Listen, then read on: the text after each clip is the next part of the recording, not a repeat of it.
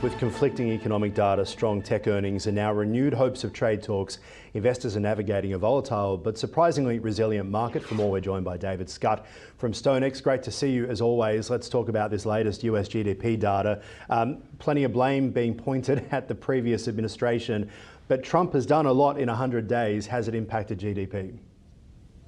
Yes, it has impacted a lot of GDP, and I'd probably go and counter what Trump said in relation to Biden being largely responsible, because when you look at the biggest components within the GDP report, there was a huge increase coming through in inventories, a 41.3% increase quarter on quarter. That alone lopped 5 percentage points off Q1 GDP. Now, that was all, of course, front loading of purchases ahead of what was going on when it comes to tariff policies and that Liberation Day announcement on April 2.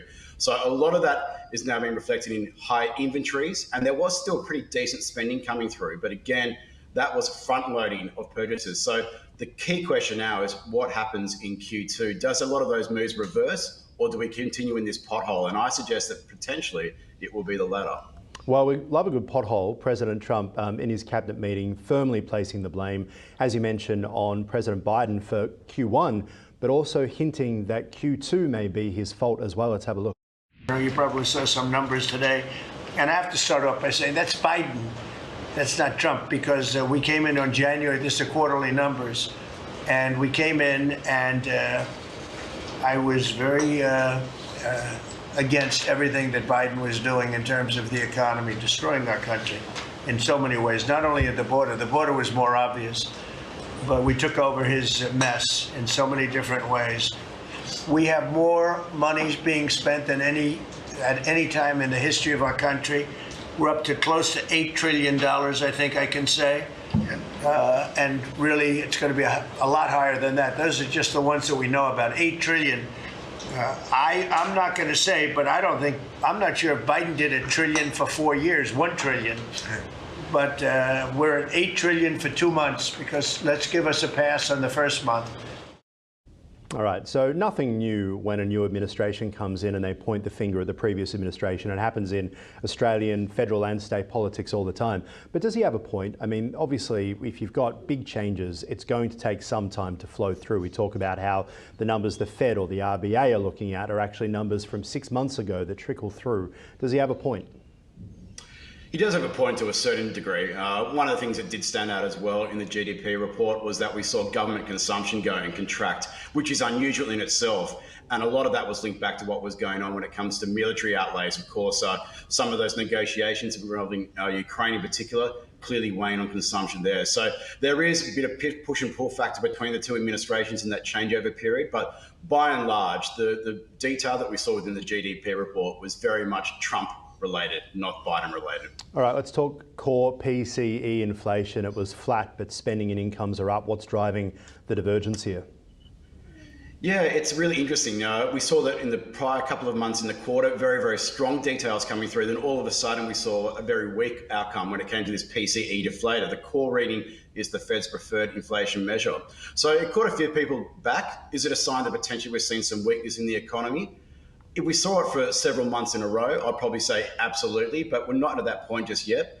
And again, when you talk about the income side of the equation, we know that the labour market is still fairly strong in the United States. And when it comes to the spending, again, it comes back to this pull forward of demand when it comes to trying to get ahead of these tariffs. So it's one of those releases, again, which has got a lot of information, but not a lot of it is useful as what we can go and engage as traders and investors moving forward, unfortunately. And do you think we're finally starting to see cracks in the labour market?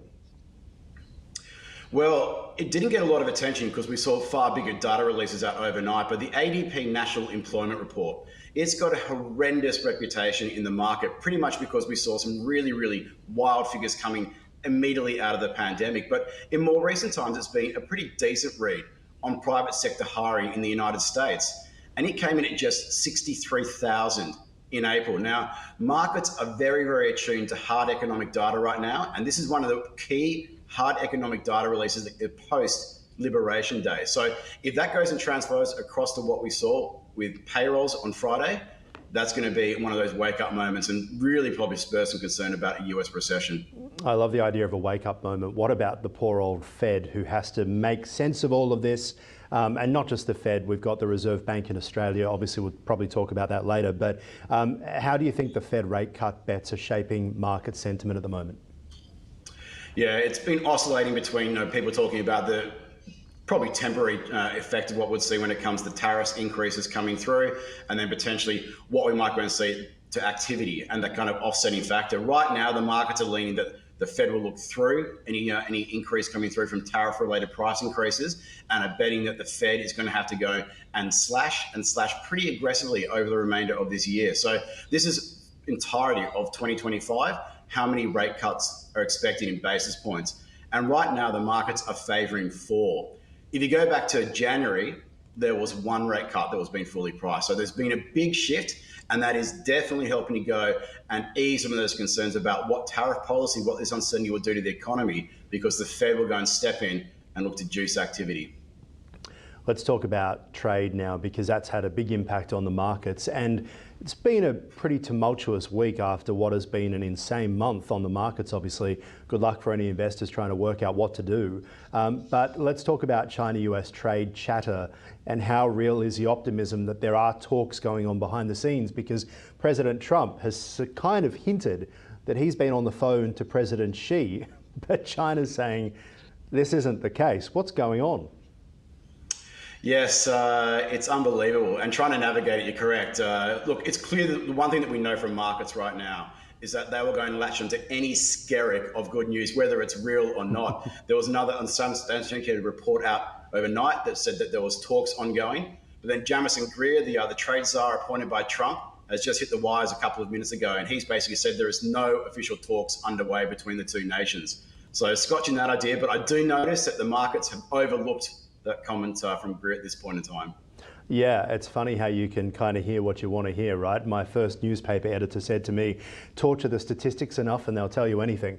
Now, Microsoft and Meta smashed earnings. Do you think big tech can keep propping up markets as the macro data starts to wobble? And given that so many of these big tech platforms are heavily reliant as both the source manufacturer and in many cases consumers, what does all this trade talk have in store, I guess, for the big tech companies' earnings results down the track? Yeah, out after the close today, we saw Meta and Microsoft absolutely breeze past expectations, which granted had been lowered a little bit. But you've got to go and put it into context that a lot of those companies don't have a big exposure to, directly at least, when it comes to tariff policy. I'm far more interested tomorrow. We get Apple and we get Amazon, much more linked to the supply chain from between goods going from China to the United States. And that's going to be really interesting to hear any commentary. Again, we'll like to see a lot of impact when it comes to bring forward of demand. But what are they going to say about demand moving forward? Any insights as to what we've seen early on will be very, very important. Well, let's bring it back to Australia. ASX 200 futures sitting at a key level. What do you think we should be watching for? Yeah, at this point in time, it's on the charts. We've got the ASX 200 SPY futures. You can see there have had an absolute rip-snorting rally off the lows earlier this month. But now we're running into overhead resistance at 8135. And then you can see that red line. That's the simple 200-day moving average. Now, those two levels are pretty important. And just above that as well, we've got a long-running uptrend that goes from October 2023. So that levels are really, really important. If we manage to go and close and clear through those, there's every chance we can go and push back towards the record highs, which I think nobody had on their bingo card earlier this month, but that's how big the rally has been. But we've got a really stern test for bulls awaiting in the very near future. We've got an election in a couple of days' time. Is it usual to see this sort of activity from the ASX this close to an election? When there's uncertainty about the result, now I think it's going to be tighter than what the polls are suggesting, but at this point in time, it's pretty much baked into the cake that we'll see a Labor minority government. Now, that may be not a great outcome when it comes to risk appetite. At the same time, it keeps checks and balances in place. It's depending on how the composition is and how much sway the independents, the Greens have when it comes to setting policy. So we'll see what happens. I don't think it's going to have a lot of impact. What we're seeing at this point in time, at least domestically, is just a lot of international factors confluencing at once. And the result is that we're seeing a big rebound as we're seeing big rebounds elsewhere. Well, we've seen a lot. I think if we get to Monday and the markets are up despite a Greens-Labor coalition, I give up on believing anything about the markets anymore. David Scott, appreciate your time as always. Thank you. Always great to be here. Take care.